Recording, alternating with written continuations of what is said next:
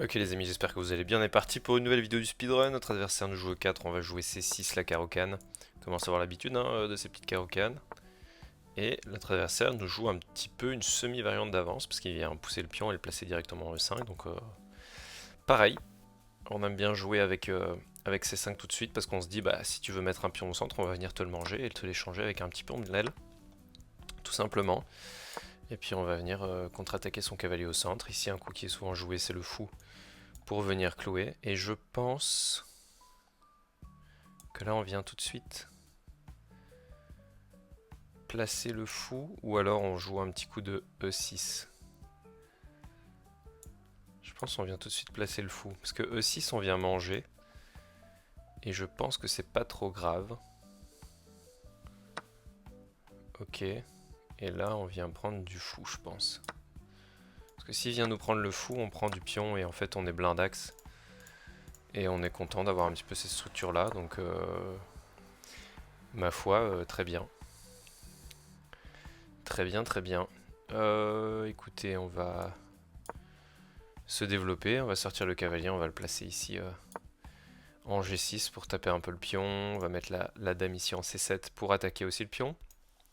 On va placer le fou en E7, la tour en B8. Tout à fait classique comme développement. Tour sur la colonne ouverte. Et ensuite, l'idée ce sera de jouer un F6 pour casser un petit peu ce centre, ou alors d'envoyer l'attaque sur le roi en jouant H5, H4, H3 potentiellement. C'est aussi faisable. Ici on va roquer. A noter que ce pion là pourra être sous pression. Alors ici il nous offre des temps gratuits de développement, et en fait je me demande si on n'a pas déjà gagné la partie ici. Ah, ben voilà, je voulais jouer de toute façon C5. Fou recul, et on va pouvoir jouer D4 aussi. Parce que le fou n'a pas d'autre case que de toute façon E3. Et puis on a la fourchette derrière, je pense pas qu'il y ait de contre-attaque. Ici on vient gagner la pièce. Et on voit que le pion peut encore être une cible. Et oui, bon. On va replacer notre fou. Ouais, c'est vrai que le fou il est bien placé là, mais bon. On va venir le remettre en E7 où il sera très bien. Le cavalier est un petit peu hors jeu. Yes, tout à fait. Hop, double attaque. Non, j'allais dire double attaque, mais pas du tout. Mais on vient mettre une pression en tout cas sur cette colonne là, et puis on vient attaquer le pion en E5 ici, parce que le cavalier était déjà en train de l'attaquer. On l'avait positionné sur une belle case. Il n'y a pas de F4, le cavalier contrôle la case. Et puis non, on pourra mettre la pression, en tout cas notamment sur ce pion qui défend ce cavalier. Donc là, ici pour l'instant, je suis en train d'aimer énormément ma position. Vous allez me dire, qui n'aimerait pas une position pareille avec une pièce de plus? En effet, pas grand monde. Néanmoins, il faut quand même le dire, j'ai pas de poubelle ici, j'ai vraiment une bonne pose. Et puis là, il nous donne encore un pion central, on va le manger. On va pas s'embêter. Ah, j'avais oublié de regarder ce coup-là, cavalier ici, mais en fait j'avais la dame qui pouvait repartir et attaquer. Ok, écoutez. On va replacer le cavalier tout simplement en G6. Pas de tactique à base de cavalier prend, pion prend, parce que le fou est protégé par le cavalier.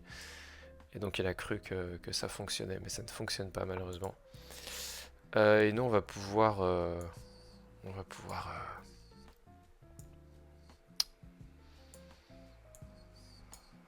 Alors je vais pâter plutôt la tour F ici, parce que la tour A, je préfère la mettre sur la colonne B. Tout simplement. Alors ici, il n'a pas vu qu'en fait, je pouvais tout simplement prendre du fou. Donc là, on a un adversaire qui tente le va-tout, mais le problème ici, c'est que je peux même faire prise, prise, prise ici. Et c'est déjà vraiment très gagnant, mais je pense que je suis même pas obligé de m'embêter avec ça. Parce que je vais peut-être ouvrir mon roi un petit peu.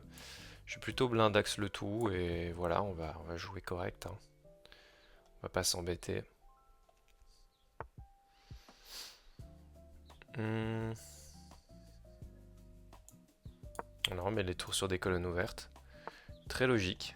Ici il triple un petit peu, on va jouer un petit coup de H6 de toute façon pour s'enlever de tous les problèmes. Même si on avait le cavalier qui pouvait revenir en F8. Hein. On va s'enlever de tous les problèmes, on va essayer de gagner proprement.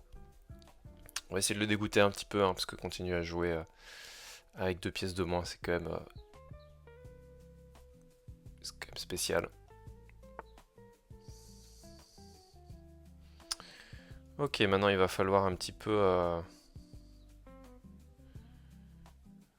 avançado. On va peut-être pousser le pion. Pousser le pion, ça me semble bien. On va peut-être provoquer des échanges potentiels. Moi j'allais dire provoquer des échanges potentiels, mais pas forcément. Bah, écoutez, on a un pion, on le pousse, quoique...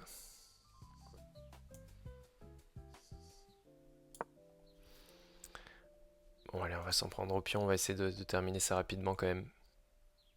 Ici on propose l'échange des dames, qui a absolument pas intérêt à accepter bien évidemment.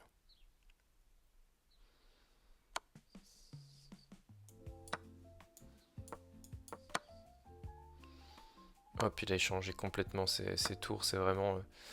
c'est terrible pour notre adversaire.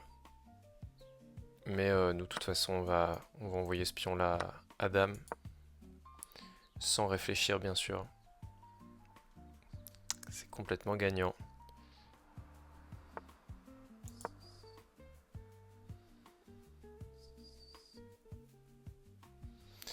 Et notre adversaire abandonne. Ce qui nous fait passer quasiment à 1390 et donc à 10 points Elo des 1400. Donc tout doucement, ça, on se rapproche. Voilà, j'espère que la vidéo vous a plu. Moi, je vous dis à très bientôt pour un nouvel épisode du speedrun. Salut tout le monde, prenez soin de vous. Ciao, ciao.